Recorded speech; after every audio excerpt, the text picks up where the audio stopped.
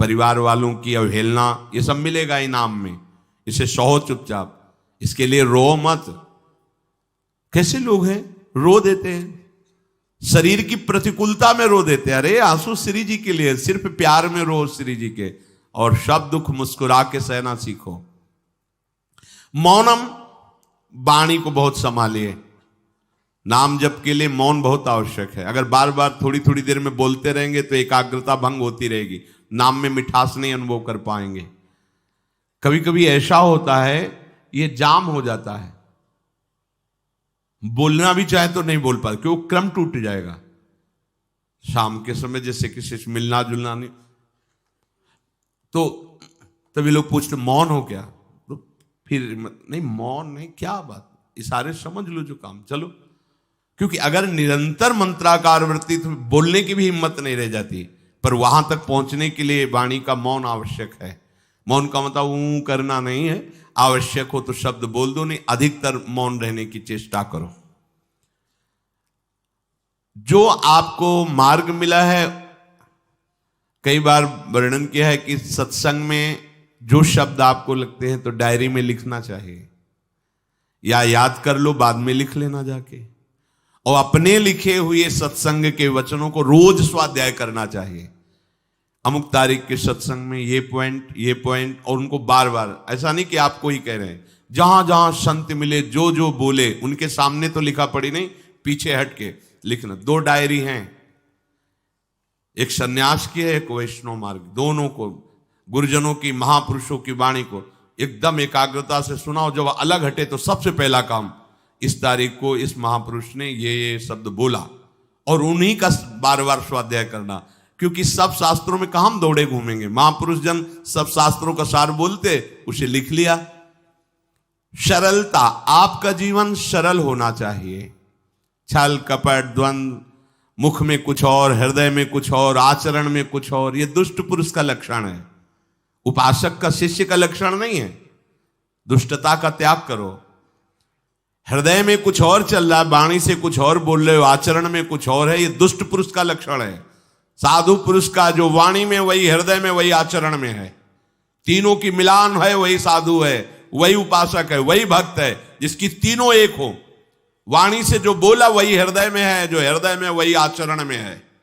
यहां वाणी से कुछ बोल रहे, हृदय में कुछ चल रहा है, आचरण कुछ और बता रहे, ये ठीक नहीं। सरलता का तात्पर्य है मन, वचन और कर्म, ये तीनों एक होने चाहिए। अहिंसा, वाणी से, शरीर से किसी को भी कष्ट ना पहुंचे, ऐसी अंदर धारणा रखो। वो अपने संकल्प विकल्प करके कष्ट भोगे, उसकी बात, हमारे द्वारा किसी को कष्ट ना पहुंचे, ये हमारी धारणा हो। सर्दी गर्मी, सुख दुख आदि, द्वंद्व हर्ष विषाद आदि जो है, इनको सहना सीखो। भगवान भी आदेश करते हैं, मात्रा स्पर्शास्तु कौन्ते शीतोष्ण सुख दुखदा आगमा पायनो अनित्यास्तास्तितिक्षस्व भारत। जो इनको सह जाता है वही परम पदवी को प्राप्त होता है। थोड़ी सी गर्मी आहा, थोड़ी सी सर्दी आहा,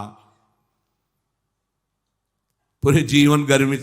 पैर की त्वचा ऐसी हो गई थी कि बंबूल का कांटा टूट जाता था, घुसता नहीं था। जीवन में कभी पादुका ही नहीं, तो चमड़ी इतनी मोटी हो गई थी पैरों की।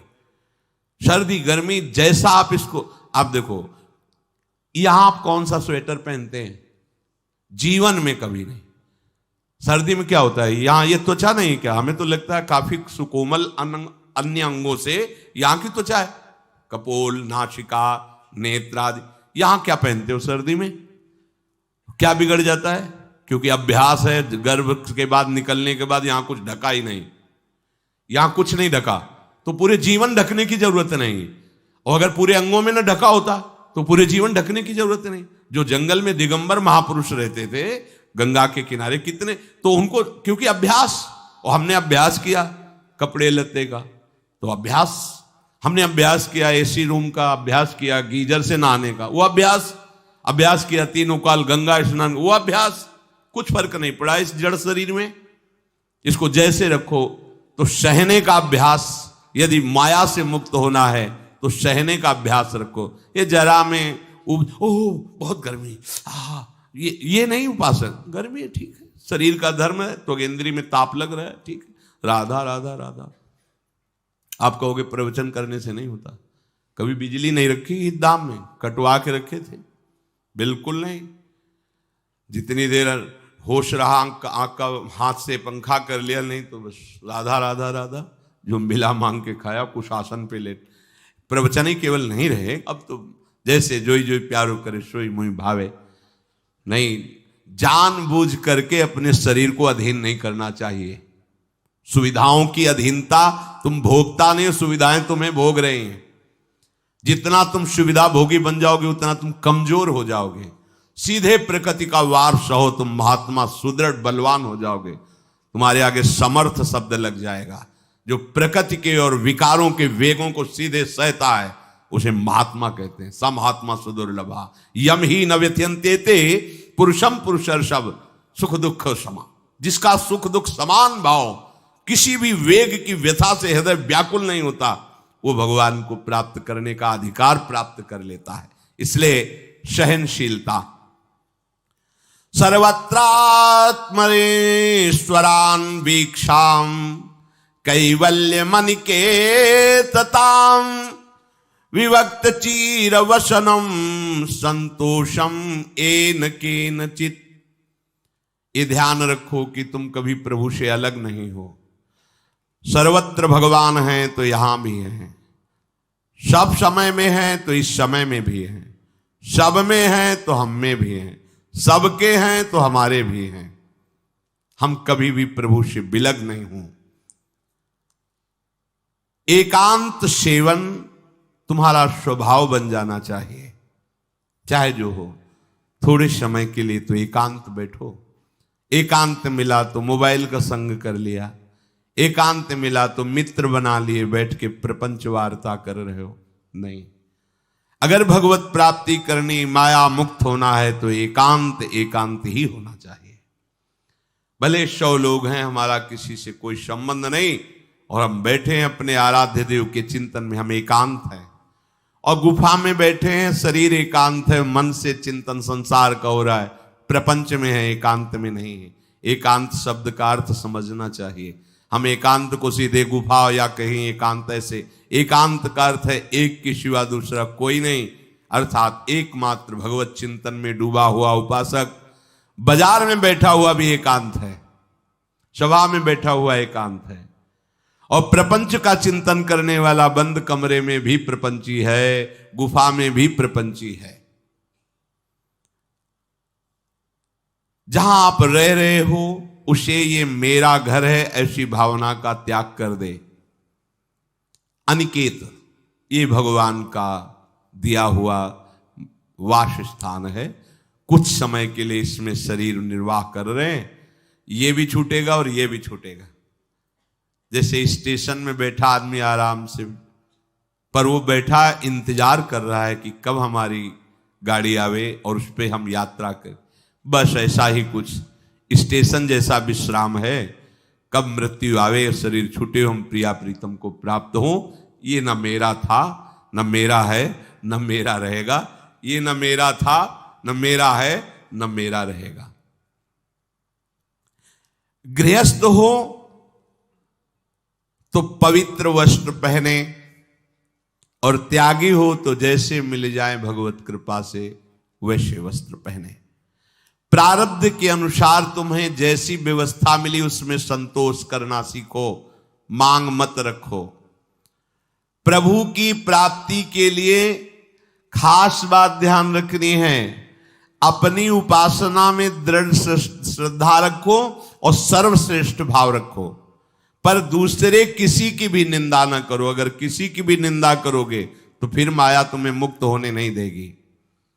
मन को, वाणी को, शरीर को संयम में रखो, अर्थात भगवत भजन, भगवत वार्ता और मौन।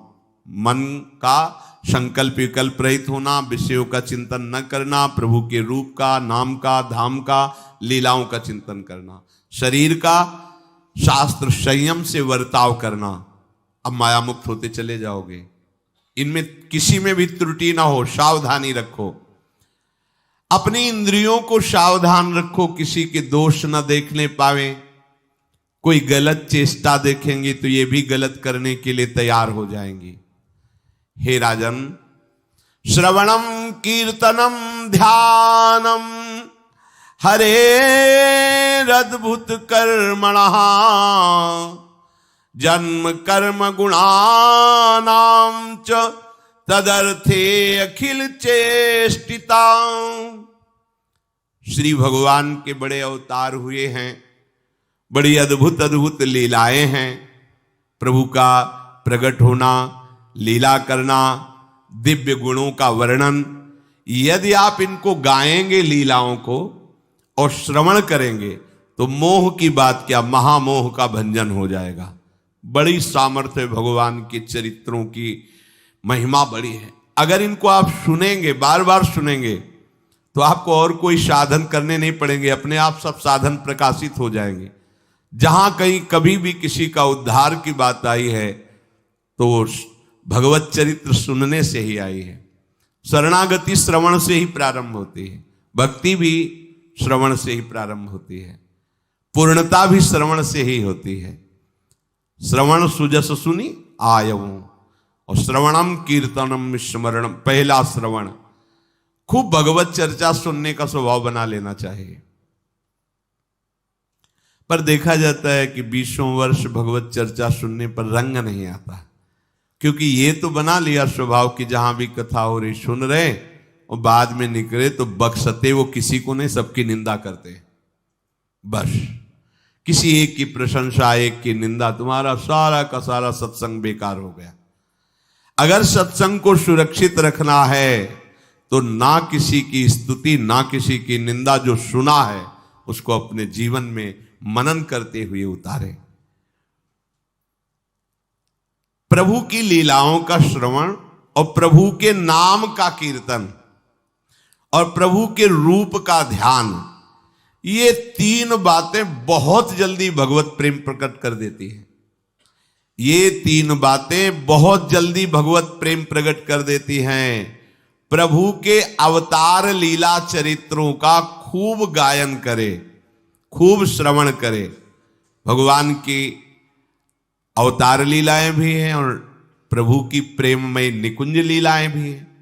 तो अगर आपका निकुंज लीला में प्रवेश नहीं है तो प्रथम सुने भागवत, भक्त मुख भगवद वाणी, भगवान के अवतारों का, भगवान की अवतार लीलाओं का श्रीमद् भागवत में खूब बढ़िया वर्णन है। पढ़ो, सुनो, क्या होगा इससे? मोह का नाश हो जाएगा। दूसरी बात, नाम कीर्तन, ये तो महान अमृत है। बिल्कुल विश्वास कर लो, नाम कीर्तन अमृत है। ताली बजा के, मंजीरा बजा के, ढोल बजा करके, नाच करके, जैसे बने, अकेले, चार लोग, जैसे बने, नाम संकीर्तनम यस्य सर्व पाप प्रणाशनम। देखो, भगवत चर्चा ने महामोह का नाश कर दिया और भगवान नाम कीर्तन ने सब पापों का नाश कर दिया। नाम संकीर्तनम यस्य सर्व पाप, सर्व, पीछे बीच में जो भी जमा संचित क्रिम, सबको भस्म करने की सामर्थ्य नाम कीर्तन। ये जो राधा राधा आप बोलते हैं, बहुत अमृत है, बहुत अमृत। और प्रभु के रूप का ध्यान, ये तीन बातें बहुत जल्दी माया मुक्त कर देंगे, आपको भगवत प्राप्ति करा देंगे। प्रभु के रूप के ध्यान के लिए ही दिव्य श्यामा श्याम ने बिहारी जी का रूप धारण किया। ये किसी मूर्तिकार की रचना नहीं है।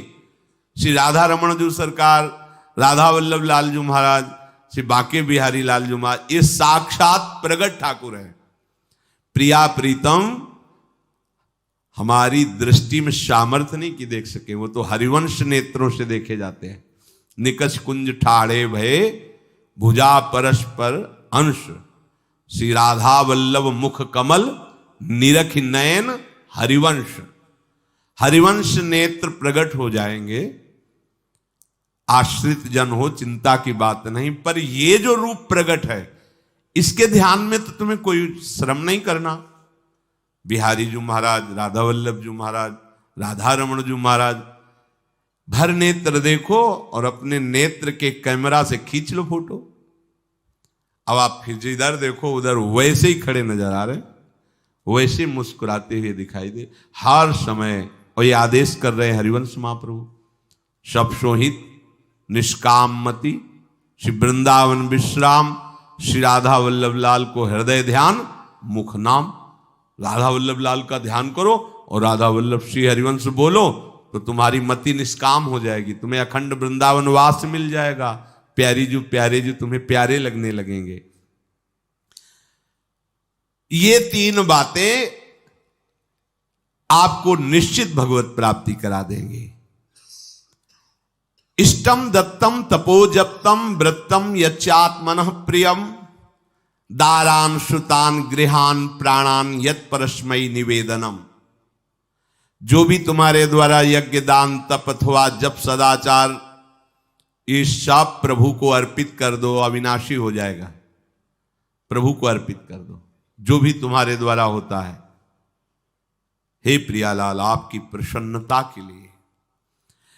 फिर दोबारा कह रहे हैं, स्त्री पुत्र घर जीवन और अपने प्राणों का मोह त्याग करके, प्राणों का मोह त्याग कर। यहां पूरा समाज वैसे ही सब बैठा है हृदय में।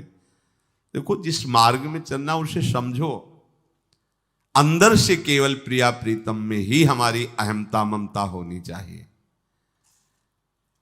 प्रभु सच्चिदानंद श्री कृष्ण चंद्र जी को अपना प्राण प्रीतम मानने के लिए ये जितनी जगह आप अपनापन किए हैं समेटना पड़ेगा। सबकी ममता ताग बटोरी, मम पद मन बांध बर डोरी। लाडली लाल के लाडले तो कोई बिरले दिखाई देते हैं, प्रिया प्रीतम के जन तो कोई बिरले दिखाई देते हैं। नहीं धन बल, परिवार बल, बुद्धि बल वही घसर करके चले जाते हैं। अरे यहां तप बल भी काम नहीं करता, और बल तो जाने दो। यहां हारे को हरे नाम, हार गए, गले पड़ गए। गले पड़ जाओ, बढ़िया इसी जन्म में कल्याण हो जाएगा। गले पड़ जाने का मतलब, जैसे कोई गले पड़ रहा हो तो उसका मतलब समझते हो, मारो पीटो गाली दो भगाओ। नहीं भागे, वो गले पड़ गए। बोले आप क्या करें, गले ही पड़ गए, आप क्या करें। ऐसे ही पूज्य श्री स्वामी राम सुखदास जी महाराज कहते, श्री कृष्ण के गले पड़ जाओ भैया, इसी जन्म में तुम्हारा कल्याण हो। भगवान के गले पड़ जाओ। गले आप तो जैसे भी अब आपके हैं, अब तो हम खूब हल्ला मचा कहेंगे कि राधा वल्लभ लाल के हैं, तुम्हें अपनी इज्जत बचा ली तो सुधार लो हमें, समझ गए। यह गले पड़ला। हाँ कहावत लंबा तिलक लगाएंगे और जय राधा वल्लभ लाल की बोलेंगे, और आपके लायक तो हम हैं नहीं। अब आपको अपने लायक बनाना कि आपका दास कैसा होता है, तो आपको बनाने के लिए कोई मशीन की जरूरत नहीं, आप ऐसे बना दोगे, बना देना। अब आपके गले पड़ गए, आप ही हमारी इज्जत हो, आप ही हमारे जीवन हो। अपनी इज्जत संभालनी हो तो हमें संभाल लेना। वो संभाल लेते हैं। वो मच्छर को ब्रह्मा बना देते हैं, घोर पापी को ब्रह्म ऋषि बना देते हैं। उनके लिए कोई दुर्लभ बात नहीं, पर जब तक अहंकार है तब तक उनकी तरफ से ये प्रोसेस शुरू नहीं होता। जब हार गया और गले पड़ गए, फिर वो बड़े बड़े महात्माओं के द्वारा भी बंदनी हो जाते हैं। यदि इसी जन्म में भगवत प्राप्ति करनी है तो ये काम तो आपको बड़ी जल्दी कर लेना है। जहां जहां हमारी ममता है उसे प्रभु के चरणों में लगानी ही पड़ेगी। चूक करोगे वही ममता की डोर मन को घसीट लेगी और अगले जन्म का विधान बना देगी। यदि आपको इसी जन्म में भगवत प्राप्ति करनी है तो सबकी ममता ताग बटोरी, मम पद मन ही बांध बर डोरी। एवं कृष्णात्मनाथेषु मनुष्येषु च सौहृदम परिचर्याम चोभयत्र महत्सु नृषु साधुषु। और ये सब सहजता पूर्वक तब हो जाएगा जब किसी संत महापुरुष का आश्रय ले लोगे। जिन संत महापुरुषों ने अपने समर्पण के प्रभाव से, भजन के प्रभाव से सच्चिदानंद भगवान श्री कृष्ण को अपनी आत्मा के रूप में साक्षात्कार कर लिया है, यदि उनसे प्रेम हो जाए, संतों से प्रेम होना संतों से बड़ा कठिन है। अभी कोई मुस्कुरा के तुमसे कह दे कि कई दिनों से हम तुम्हें देख रहे थे या देख रही थी, बस तुम्हारे मन को कोई निग्रह विग्रह करने की जरूरत नहीं, घसीट जाएगा। वो बड़े भाग्यशाली हैं जिन्होंने संतों से प्रेम किया। यहां कह रहे हैं ये जितनी बातें बताई गई, दया, तितिक्षा, मौन, मनोनिग्रह, इंद्रिय निग्रह, परिवार की ममता का त्याग, भगवान से अपनापन, भागवत धर्म का प्रादुर्भाव होना, ये एक साथ सब हो जाएंगे केवल तुम्हें गुरु चरणों से प्रेम हो जाए, संत चरणों से प्रेम हो जाए। क्योंकि उन्होंने सच्चिदानंद स्वरूप भगवान कृष्ण को अपने प्रेम बल से अधीन कर लिया है। यदि परोपकारी संत जनों से हमारी प्रीति हो जाए तो हमारा स्वभाव बदल जाएगा। संतों से प्रीति है, ये तुम्हारे स्वभाव से परिचय मिलेगा। क्या? परस्परानुकथनम पावनम भगवद्यशः मिथो रतिर्मिथस्तुष्टिर निवृत्तिर्मिथयात्मनः। जब संतों से प्रेम हो जाता है तो स्वभाव बन जाता है क्या? भगवत चर्चा करने का। अपने लोग जब नई अवस्था में तो भिक्षा के लिए चले और आगे संत मिल गए, 2-2, 3-3 घंटे धूप में खड़े भगवत चर्चा हो रही, नीचे धूल जल रही, ऊपर से सूर्य ताप है और खड़े 2-2, 3-3 घंटे चर्चा हो। शाम की किसी बात पर छिड़ गई तो ये शास्त्र 12-1 रात्रि के बज रहे, वो प्रसंग पूरा और उसका निर्णय, रात दिन उसी की चर्चा। स्वभाव बदल जाएगा, कुछ और अच्छा नहीं लगेगा। परस्परानुकथनम पावनम भगवद्यशः, परम पवित्र करने वाले भगवान की बातें वो परस्पर करने लगते हैं। यदि संतों से प्रेम नहीं तो जहां दो मिलेंगे वहां संसार की वार्ता होगी। संत प्रेमी जब मिलेगा तो भगवत चर्चा होगी। ये पहचान है परस्परानुकथनम पावनम भगवद्यशः।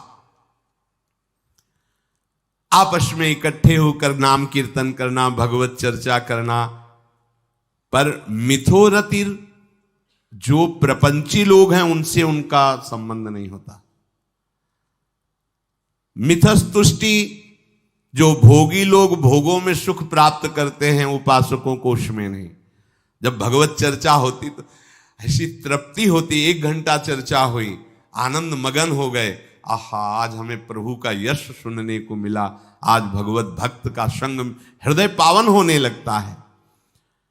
आध्यात्मिक शांति का अनुभव उन्हीं उपासकों को होता है जो प्रपंच वार्ता न करके परस्परानुकथनम पावनम भगवद्यशः स्मरन्तः स्मारयन्तश्च मिथौघौघहरं हरिं भक्त्या संजातया भक्त्या बिभ्रत्युत्पुलकाम तनुम। अब वो जो संत प्रेमी उपासकों ने ये व्रत ले लिया कि प्रपंच चर्चा नहीं करेंगे, केवल भगवत चर्चा करेंगे, तो अब क्या हुआ? बोले राशि राशि पापों का नाश हो गया उनके।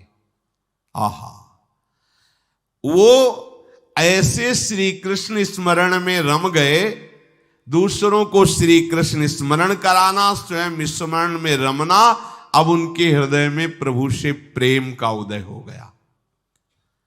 अब उनके हृदय में जब प्रेम उदय हुआ तो क्वचिद रुदन्त्यच्युत चिंतया क्वचित दशन्ति नंदन्ति वदन्त्यलौकिकाः नृत्यन्ति गायत्यनुशीलयन्त्यजं भवन्ति तूष्णीं परमेत्य निर्वृताः। उनके हृदय की विलक्षण दशा होने लगी। वो कभी ऐसी घोर चिंता में डूब गए कि इतना समय हो गया, अभी प्रियाजू का दर्शन नहीं हुआ, प्रियाजू हमसे बात नहीं किए। चिल्ला चिल्ला के रोना शुरू, शुद्ध नहीं मैं कौन हूं, कहां बैठा हूं, ऐसे ये प्रेम उदय हुआ। अब वो चिल्ला चिल्ला के रोना शुरू कर दी। हाय मैं किसके पास जाऊं, किससे पूछूं, कौन मुझे प्रियालाल से मिलाए, बस तड़पना शुरू। सोचते सोचते ऐसा रोना, बेसुध स्थिति। उसी में देखते हैं, अरे प्रियालाल तो गलबैया दिए हुए जा रहे हैं।